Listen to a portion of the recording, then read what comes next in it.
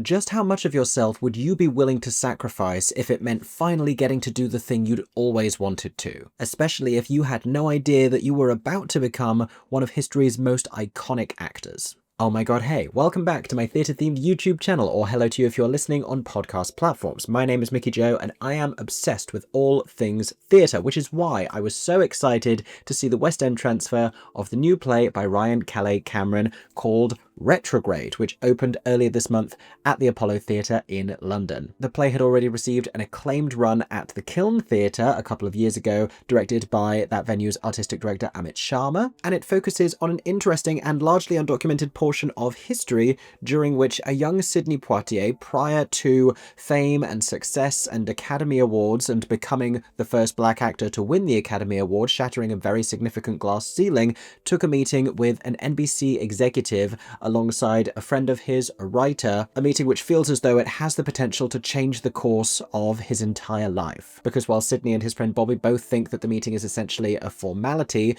to confirm an agreed deal on a film that they are going to make together, which they will begin filming on Monday morning, it transpires that there is actually a lot more at stake here, and more is being asked of both of them, but particularly of Mr. Sidney Poitier, than they had anticipated. It's a very interesting one-act piece of theatre. There is much attention on the playwright Ryan Calais Cameron after his blistering and brilliant and soul-bearing previous work for Black Boys Who Have Considered Suicide When the Hue Gets Too Heavy, which played multiple sold-out seasons in London. And I'm very excited to be telling you what I thought of it today. If you have been lucky enough to see Retrograde already, let us know what you thought of it in the comments section down below. And if you would like to stay up to date with all of my reviews, both in the West End and on Broadway, make sure you're subscribed to my theatre-themed YouTube channel with the notifications turned on, or following me on podcast platforms if you would prefer to hear the sound of my voice. In the meantime, here is what I thought of Retrograde.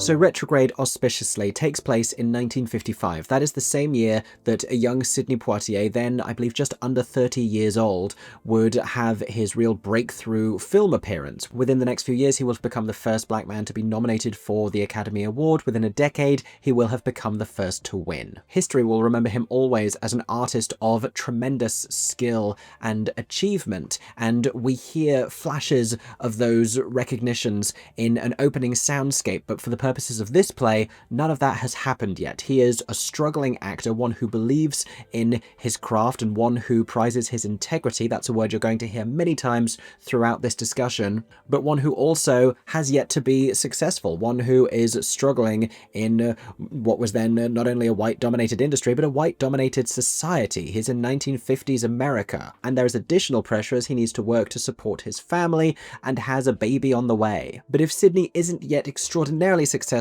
we can already see flashes in him not only of the skill that he would portray on stage, but also of his character, that other thing for which he is so celebrated. We fairly quickly learn that this young Sidney Poitier is an artist of considerable principle. He relates a story about having refused a screen role, one that would have been beneficial and lucrative, because he didn't believe that the character's humanity was being uplifted, that it was being sacrificed in the name of characterizations based around race. Now, the man who he's having this conversation with is an NBC lawyer named Larry Parks. It is his corner office that they find themselves in. He's already had a preliminary discussion with the writer Bobby, who, interestingly enough, Parks has an extraordinary and demonstrable distaste of. He seems to resent Bobby on almost every personal level. He does not think much of him, and that's so interesting to us because there is a difference between the way that he responds to Bobby and Sidney. And it's important too because we can tell that while he resents Bobby,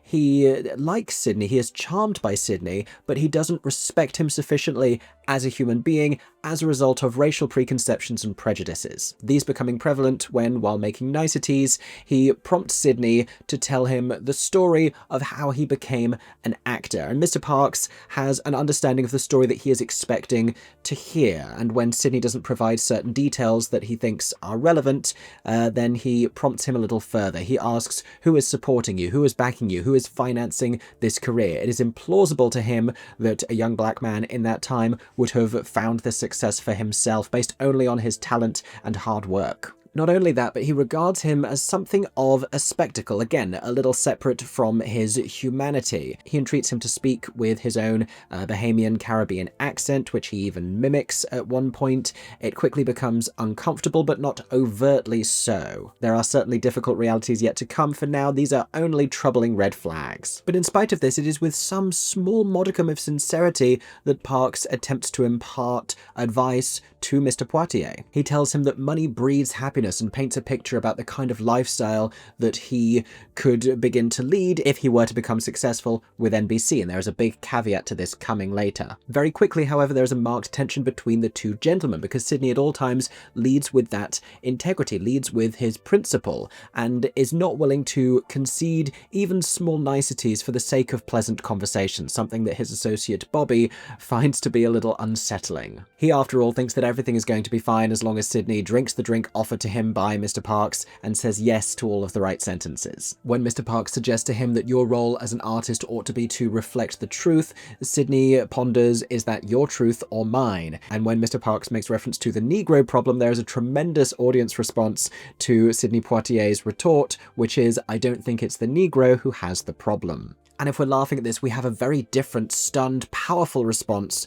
to another of Sidney's utterances when he more coldly tells Mr. Parks, get ready for us, we're coming. Certain in his conviction even then that the future looked brighter and more promising for African-American actors in the US than it had been. That moment sends shockwaves through the audience, as many of the play's most powerful sections of dialogue do. Now, as we build towards the revelation of exactly what it is that Mr. Parks wants from Sidney, he tells him never to forget who he is and where he is from his perspective, putting him in his place and suggesting that he stay there, that he can never truly divorce himself from the circumstances of his birth and from the colour of his skin. As far as Mr. Parks is concerned, that is intrinsically part of his identity and how he ought to be treated by society. It's said as a sort of a protection, but we in the audience understand as well as Sidney does that it's really a threat. And sure enough, he soon confirms that there will be no terms of employment for Sidney as an actor at NBC until they can be sure what side he's on. And this is where we get into the real meat of the thing. Because it is the mid-50s, we are in the middle of McCarthyism and the Red Scare, and there is this huge concern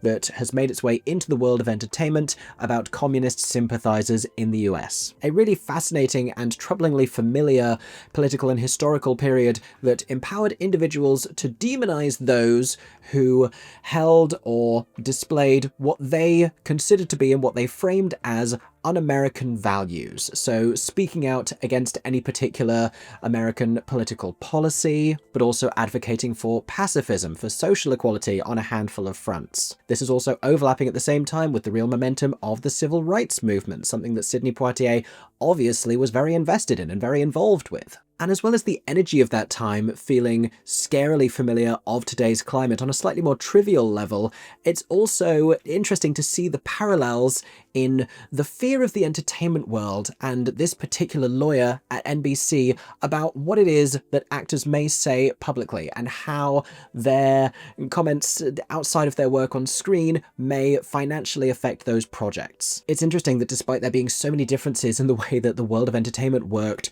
between then and now, that this is still something felt very acutely. There are still entire projects which suffer or are cancelled or are recast as the results of comments made by individual performers or the actions of individual performers or unearthed revelations about their historical statements and sentiments. But for Sidney, though, this is framed to him as a clause for employed actors precluding them from public indecency and controversy, what it actually is a requirement that he denounce un-American values and also those who are believed to be promoting them. In particular, the actor and singer-turned-political activist Paul Robeson, a friend of Sidney's and a man who he respects a tremendous amount, respect that we hear about and we feel vividly through this play. Now, those are the events of the play. Let me tell you a little bit more about how it works dramatically.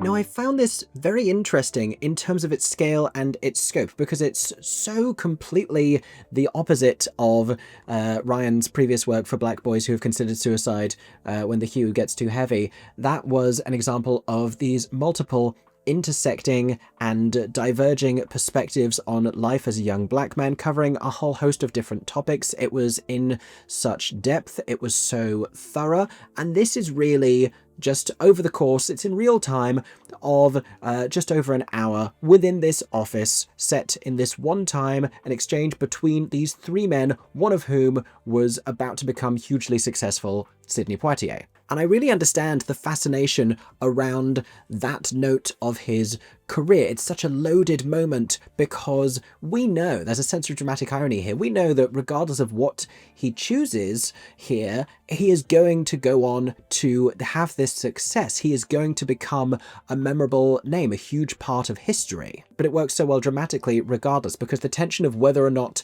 this choice is going to affect his life isn't really at play here, because we know what the ultimate outcome is. What instead we are watching is how he really wrestles with it and how he contends with it. And that's where the real excitement of the piece is, because it is a little small in its scope and it is a little restricted and it's not overtly theatrical, because it's very true to the events which took place and to his own life. It doesn't have the capacity to be extraordinarily thrilling after we finally understand what it is that Mr. Parks is asking him to do. We can only turn it over so many times, and it is turned over 3 or 4 times, because there is the initial conversation where Sidney is coming to terms with that, and he challenges Mr. Parks about whether it's strictly necessary and whether he can understand it from his perspective. Sidney then discusses it with Bobby, who challenges him to see it a different way. Bobby then has a conversation with Mr. Parks about whether or not they can encourage Sidney to sign it. We get to see different sides of everyone. We get to understand who has depth. We get to see shallowness at the same time. We get to really understand Sidney's heartbreaking perspective here and the impossible decision that he is forced to make in this difficult position that he's put in. But once you turn the thing over 3 or 4 times, we've seen every side of the box. There isn't that much more to it, and it's a little restricted in that sense, and that's really the only shortcoming from this work, as well as the occasional heavy-handed justification of comings and goings. So Bobby is there to begin with, and Sidney is going to arrive. Fine, brilliant dramatic context, we are anticipating his arrival just as the two men are. Bobby then leaves so that Sidney can speak to Mr. Parks individually. Sidney, then sort of repulsed by the events that occur, goes out to get some air, allowing the other two gentlemen a chance to talk, and then Sidney comes back and Mr. Parks has to leave. Like, we have to do a lot of careful choreography to allow these different subsets of the trio to have conversations. But there are also really great sources of tension. Ryan Calais Cameron plants little ticking time bombs where he needs to give it that sense of urgency. Again, it's sort of to counterbalance the fact that if we really think about it, we know that there aren't that many things at stake here because it's ultimately going to go well. But as Mr. Parks finally presents Sidney with a contract to be signed and explains the challenging terms, he also tells him that Sidney's name has been attached to a list of potential communists, which is set to be announced on Monday morning, or even the next morning. I believe within 24 hours, he is to be branded a communist sympathizer, which would preclude him not only from working with NBC, but from any major studio at the time. In order to prevent this from happening, Mr. Parks has prepared a statement for Sidney to read on the radio. It's at this point that he wants him to denounce Paul Robeson and everything that he stands for, something that Sidney feels is impossible for him to do, or impossible for him to do with any real sense of integrity. And that is the focus of this play. It's about integrity for him as a real individual at this time and this actual thing that took place in his life, but also for us watching this and weighing how important it is and understanding his perspective and everything that he is responsible for here. This thing that he knows that he can do and do well, this family that he needs to support, but a sense of a higher purpose too, and his role within a community as a respected member of that community, and his ability to live with himself. Which isn't to say that Sidney is entirely confident in the decision that he must make here. He really grapples with it, and he really makes considerations about what step he is going to take. All of this accompanied by some brilliant and very subtle creative choices from director Amit Sharma. We can hear the painful strikes of a ticking clock. We have had this idea introduced in the script by Ryan Calais Cameron that time is of the essence here, that he is to be heading towards the radio station. There is a car that has pulled up outside. Mr. Parks notes through a window, everything, if it's going to happen, needs to happen right now. There's also, I believe, sound amplification on Mr. Parks's desk so that we can very clearly hear the sound of a signature being written on a contract, which is such a great choice. Either that or the writing was just incredibly loud. An acting skill in and of itself. And to return to the writing for a moment, 90 minutes of unrelenting tension would be a disservice to this piece, and there are plenty of opportunities for wit and for charm. There's a brilliant exchange of ridiculous insults between Mr. Parks and the writer Bobby. My absolute favourite moment of which is when one of them threatens to slap the other so cross-eyed that they'll have to eat off of other people's plates. But even though it is principally the interaction between Sidney and Mr. Parks that is propelling the narrative, it's with Bobby that Sidney has some of the play's most interesting dialogue. And this is where either side of the argument is really exposed. There are a great many things that Bobby says to Sidney which carry some element of truth in them. However, at this point, it's already been coloured by our visible perception of how desperately he wants success, and also, you know, that he needs it financially just as much. And it's all a little loaded here as well, because before Sidney has returned to the office, Bobby has had a conversation with Mr. Parks, conceding that he would be prepared to recast if it was the difference between making the film and not. Taking us back to the idea of integrity, who has it and who doesn't. One of the things Bobby says to Sidney is it's about not burning bridges, which I thought was a really interesting line, especially about someone who now has a bridge named after them in the Bahamas. Fun fact, I've actually seen it. And while he poses the question, what is the point of having principles if you don't have a platform, Sidney shoots back, what does it profit a man to gain the whole world and lose his soul? To which Bobby's quick and witty answer is, the world, Sidney. Ultimately, their exchange still feels fueled by inherent differences in their perspective that they have gained walking very different roads in society. Bobby being a white man who, even at the beginning of the play, when he is talking about his eagerness to create this film with Sidney and, you know, recognizing his talent and wanting to support him on his career, still makes a few clumsy utterances, and eventually by the end of this play has said to Sidney, the best thing that you can do to support the poor blacks is not to be one of them. And what I think is really brilliant about Ryan Calais Cameron's writing is, while A Play Like for Black Boys spoke more overtly about race, this one is still having very powerful discussions within the confines of this narrative and as far as it can go, but if not covertly, then clearly, but without saying it. We understand how frustrated and pained Sidney feels at every moment of this meeting. A huge part of that is because of the brilliant performance of Ivano Jeremiah.